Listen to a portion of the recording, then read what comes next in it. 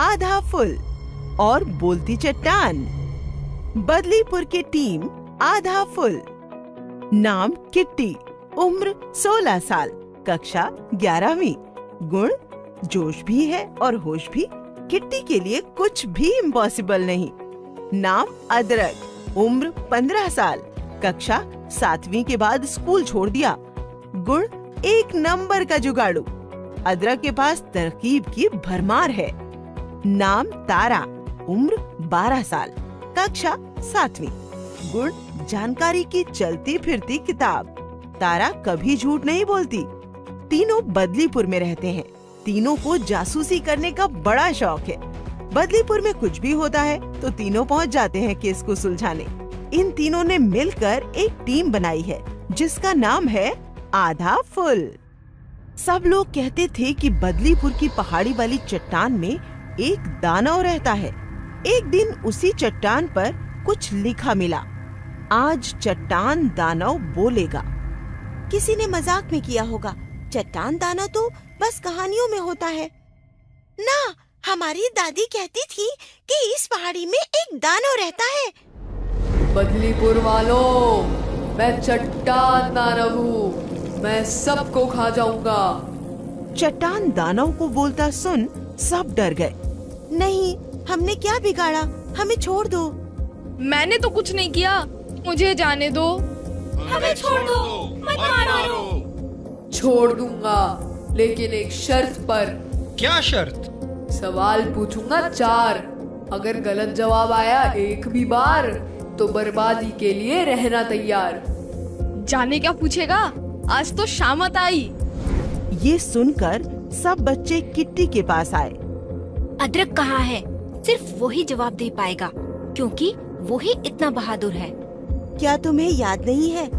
ये सब स्टीरियोटाइप्स हैं। लड़के और लड़कियां दोनों एक बराबर होते हैं। लड़कियां वो सब बहादुरी और बुद्धिमानी से कर सकती हैं जो लड़के कर सकते हैं। बोलो, मंजूर है? और कोई चारा भी नहीं है। हाँ, मंजूर है। फिर चट्टान दानव ने सवाल पूछना शुरू किया। फिल्मों का हीरो लंबा, गोरा, बॉडी वाला होता है। हीरोइन लंबे बाल, बेदाग चेहरा, गोरे रंग वाली होती है। क्या सब लड़कों को हीरो जैसा और लड़कियों को हीरोइन जैसा ही होना चाहिए? सब जवाब सोचने लगे। आप क्या सोचते हैं?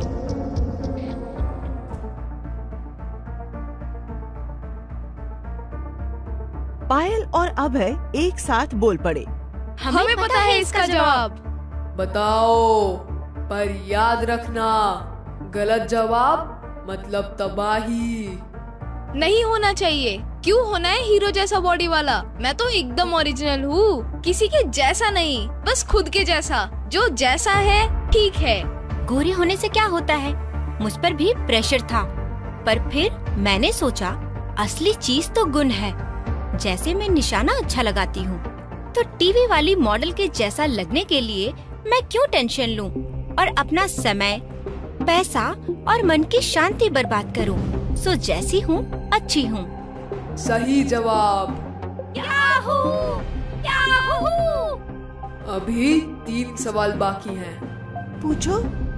विज्ञापनों और फिल्मों में दिखने वाले हीरो ऐसे क्यों दिखते हैं? मेकअप के कारण, ताकि अच्छे दिखकर विज्ञापन के जरिए अपना माल बेच सकें। लेकिन ये तस्वीरें जो दिखाती हैं वो सच नहीं होता और उनमें काफी बदलाव लाया जाता है। उनकी तरह दिखना संभव नहीं है, इसलिए हमें उनके जैसा दिखने की कोशिश नहीं करनी चाहिए। सही जवाब। शाबाश रानू, तूने तो आज बचा लिया सबको। चैंपियन निकली तू तो। ये बात तो तुमने ही सिखाई थी किट्टी। खामोश। अब अगला सवाल सुनो। राम ने श्याम को देखा और सोचा, वाह क्या बॉडी है, क्या बाल हैं, मेरे तो ऐसे नहीं है। क्या राम को ऐसी तुलना करनी चाहिए? बोलो। सुनो चट्टान दानव, मैं भी हमेशा अपनी तुलना खूबीलाल से करता था और सोचता था कि मुझ में कुछ कमी है। मैंने सोचा मैं खूबीलाल से खुद की तुलना क्यों करूं और उदास रहूं। रंग रूप की तुलना करना व्यर्थ है। मैं जैसा हूँ ठीक हूँ, अपने में खुश हूँ। विवेक तो अलग कहानी सुना रहा है, जवाब तो दिया ही नहीं। आपके अनुसार क्या विवेक सही कह रहा है?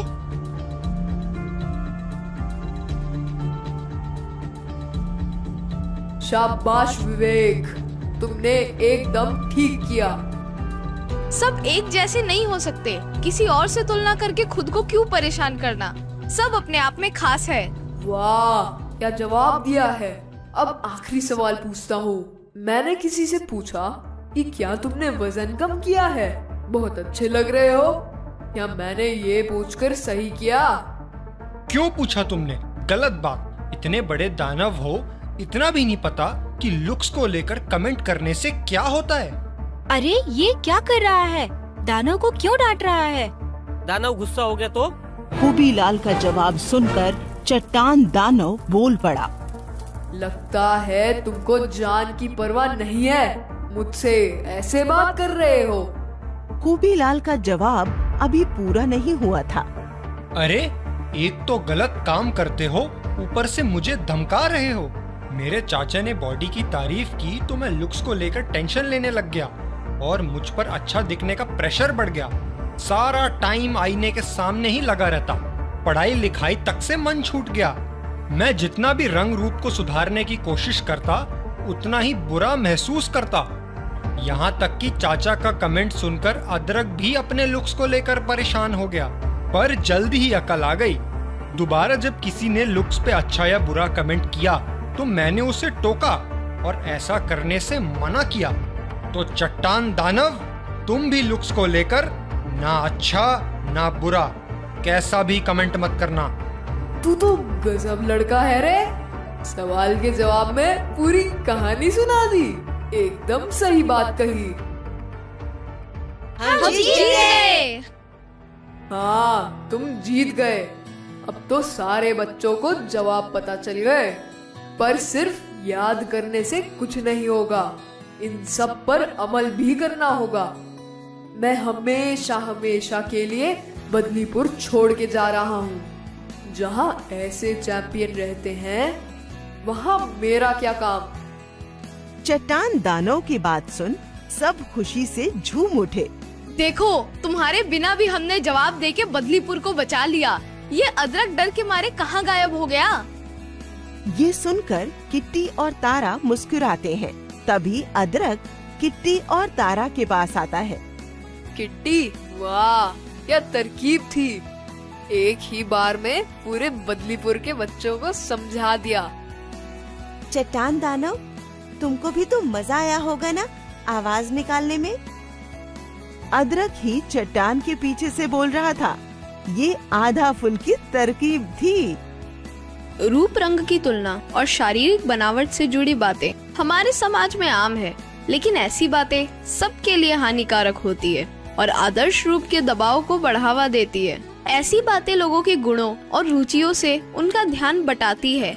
बॉडी टॉक सिर्फ उन लोगों के लिए हानिकारक नहीं होती जिनके लुक्स की प्रशंसा की जाती है, बल्कि उनके आसपास के लोगों को भी नुकसान पहुंचाती है। जैसे उनको लगने लगता है कि उनमें कुछ कमी है, जिसकी वजह से वो अपना सारा समय लुक्स की चिंता में बिता देते हैं। हमारी आपकी प्लानिंग से पूरे बदलीपुर के बच्चों के मन से लुक्स की टेंशन खत्म हो गई। आधा फुल जिंदाबाद। कहानी की सीख। इस कहानी से आपने क्या सीखा? स्टीरियोटाइप्स वर्षों से चले आ रहे हैं और सामाजिक होते हैं। ये लड़के और लड़कियों दोनों के लिए हानिकारक होते हैं और उन्हें जीवन में आगे बढ़ने से रोकते हैं। ये जरूरी है कि लड़के और लड़कियां दोनों को आगे बढ़ने के लिए समान अवसर दिए जाएं। टीवी और विज्ञापनों में दिखाए गए आदर्श रूप के कारण हम उनकी तरह दिखने की कोशिश करते हैं, जिससे हम दबाव महसूस करते हैं। जो हम टीवी और विज्ञापनों में देखते हैं वो इसलिए दर्शाए जाते हैं ताकि हमें अपने और अपने लुक्स के बारे में बुरा लगे और हम वो सारी चीजें खरीदें जिससे हमें लगता है कि आदर्श रूप को प्राप्त किया जा सकता है।